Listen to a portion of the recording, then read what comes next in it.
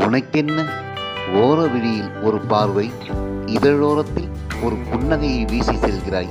வசியம் வைத்தது போல் வசமாக சொக்கி என் மனம் உன்னையே சுற்றி கொண்டிருக்கிறது. உனக்கென்ன ஓர விழியில் ஒரு பார்வை, இதழோரத்தில் ஒரு புன்னகையை வீசி செல்கிறாய்.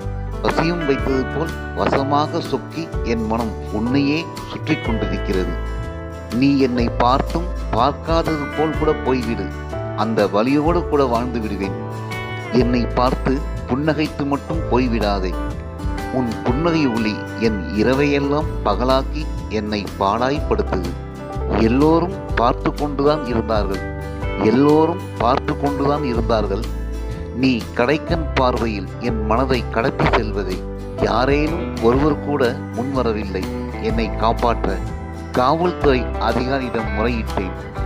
கன்னி வெடியில் சிக்கினால் காப்பாற்ற இயலும், கன்னி வைத்த வெடியில் சிக்கினால் காப்பாற்ற இயலாது என்று கைவிரித்து விட்டார்கள்.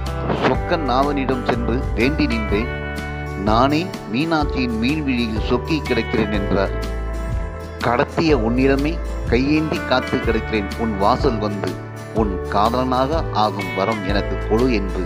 இன்று புதிதாய் திறந்த வணிக வளாகத்தில் வாலிபர்கள் கூட்டம் திறந்து வைத்து பேசிய பிரபஞ்ச அழகி என்னை பார்க்க வந்த எவ்வளவு வாலிப கூட்டத்தை பார்த்து மகிழ்ச்சியில் திளைக்கிறேன் என்றார்.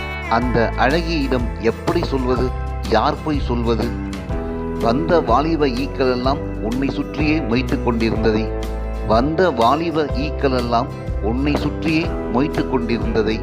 உன்னிடம் ஒன்று சொல்ல வேண்டும்.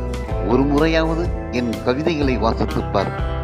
எல்லாம் உன் கண்பட்டு கருவானதுதான்.